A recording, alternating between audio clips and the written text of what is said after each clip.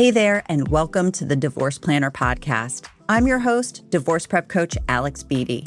We're in the back half of my summer series, and today's episode is one I'm really excited about releasing because preparing you for divorce is at the heart of everything I do. Today is my framework for getting you divorce ready in 4 weeks. Most people file for divorce without doing any of the preparation that saves them thousands of dollars and months of unnecessary stress. Not because they didn't have time, but because nobody told them what to do first, and later, they regret it. I don't want that to be you. So today, I'm giving you a divorce preparation roadmap. 4 weeks, 4 focus areas, 1 clear step at a time. By the end, you'll know exactly what to do emotionally, administratively, financially, and practically, so that when it counts the most, when you're choosing an attorney or at the negotiating table, during your mediation or in front of a judge, you're prepared instead of scrambling. And before we start, here's one thing I want to say. Some of you listening have 100% decided that divorce is what's next, but others might still be on the fence. That's okay. Preparation is not the same as deciding. Doing this work doesn't commit you to divorce. It commits you to protecting yourself. It's due diligence, gathering information you have every right to have, so that if and when you choose to move forward with divorce, you're deciding from a place of knowledge instead of fear. Or if you decide to stay, the same applies. You're going to make that decision based on your actual relationship, not because you're too scared to part ways because of money or fear of the unknown. Let's dive in. Week 1, identify your goals and priorities. We're starting with the emotional side of the equation, and specifically with the most important question you'll answer during this entire process.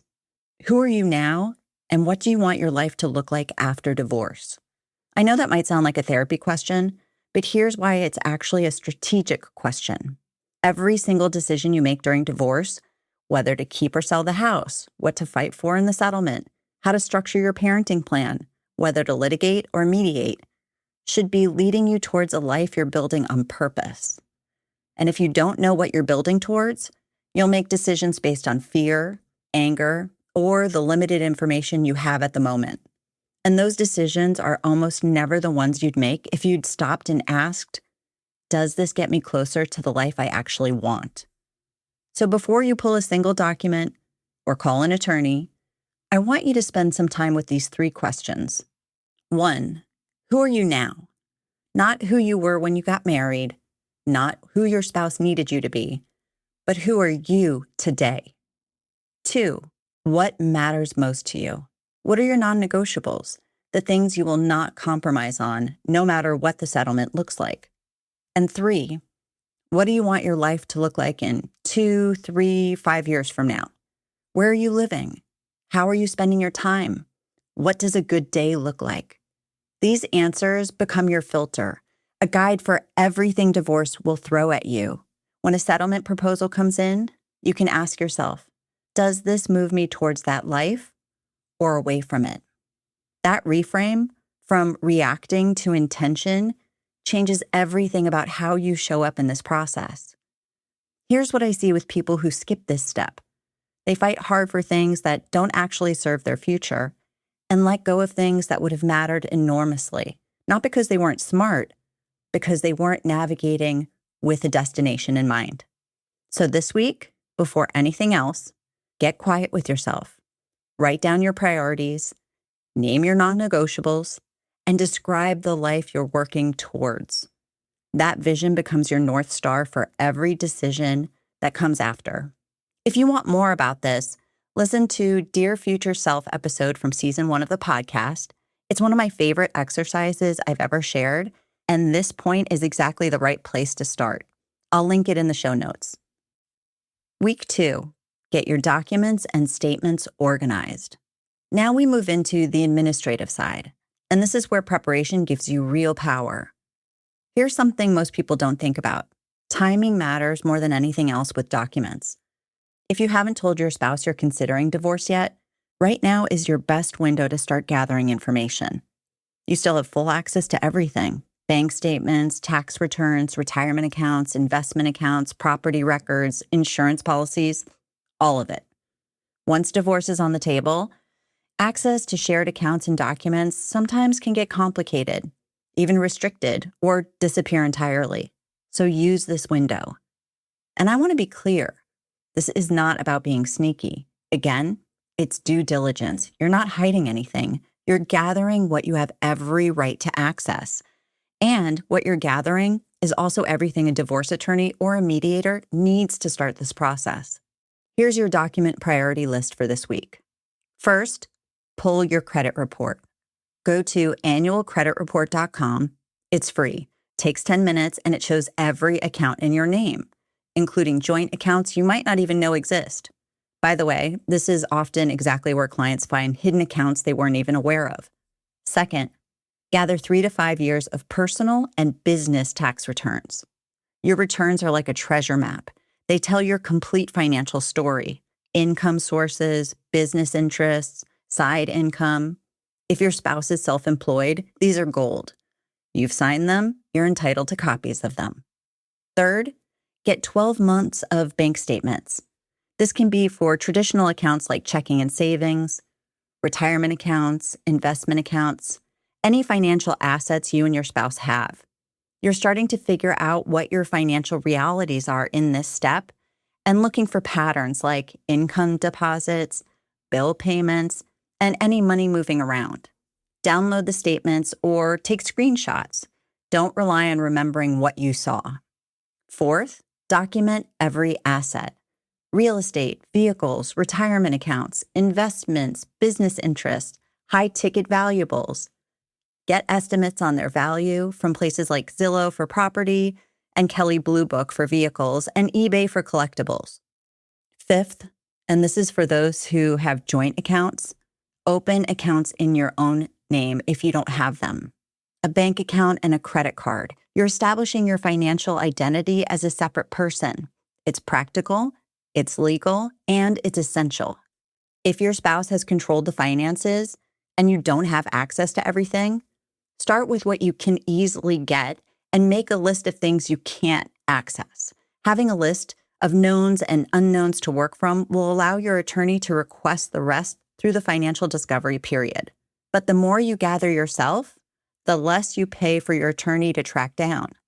And at $300 to $500 and up an hour, every statement matters. And one more thing, doing this work now also prepares you in case you discover unknown accounts or debts. You are preparing yourself now instead of getting surprised at the last minute about a whopping credit card bill you didn't know about or a loan taken out without your consent. Yes, these things actually happen. We'll be back after a quick break. Hey, it's Alex. If you've been listening to this show, you already know that preparation is everything. The Divorce Prep course is how you put it all into practice. Coaching videos combined with the divorce checklists, asset logs, and monthly budget spreadsheet I use with my private clients. These tools walk you through exactly what to gather, how to organize your finances, and how to prepare for every stage of divorce.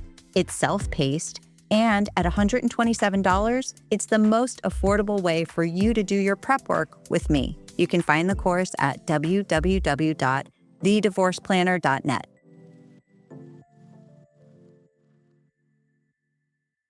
Week 3, understand your financial realities now and plan for how they'll change. This week is all about financial planning. And this week is built around really 2 important numbers that could be the most important financial work you do before you're even starting with the divorce process. The first is figuring out your marital standard of living. The second is creating your post-divorce budget. Let me ask you a question that I ask every client early in our coaching. Do you know what it actually costs to live your life? Most people don't. And that can be the single most expensive mistake you make before even sitting down at the negotiating table. Your marital standard of living is the complete financial picture of your life together now. Not just the mortgage or rent, not just the obvious expenses, but everything. Housing, transportation, food, children's expenses, healthcare, personal care, taxes, entertainment, savings, travel, income, everything it costs to live your life. I want you to add up all of it for a full year and divide by 12. That number is your monthly marital standard of living. In many states, this number is legally relevant to support calculations. Even where it's not a legal standard, it's a powerful negotiating anchor and helps you understand where you are so you can figure out what your budget needs to be after divorce. Now, here's what catches most people off guard. Your post-divorce life doesn't cost half of what your married life costs. It can cost significantly more. And here's why. When two people share a home, the fixed costs, mortgage, utilities, insurance, are often split between two incomes from one home. Or if you're in a single income situation, then your projection matters even more because you're potentially starting from zero. When you divorce, those costs don't just disappear, they stop being shared. And you may have entirely new expenses that you didn't have before. Health insurance, if you're on your spouse's plan, and this one surprises people. That alone can add $500 to $1,500 a month to your budget. A car payment if your spouse kept the vehicle, therapy as you navigate this transition. There are so many expenses that you need to be aware of before you understand what you'll actually need to live on after divorce. And here's how these two numbers really work together in practice. Your marital standard of living tells you what your life actually costs. Your post-divorce budget tells you what your life actually needs to cost. The gap between them is the foundation of your negotiation position.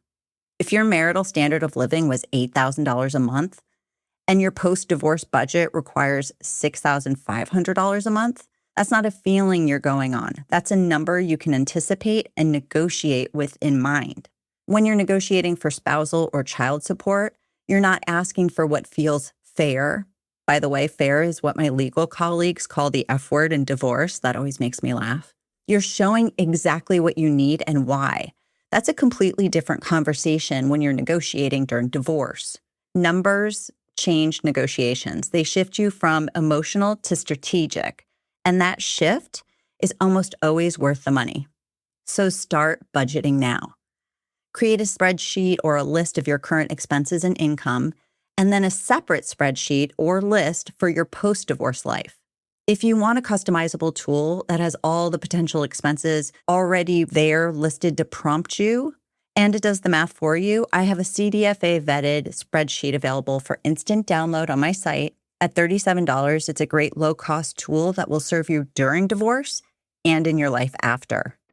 We'll be back after a quick break.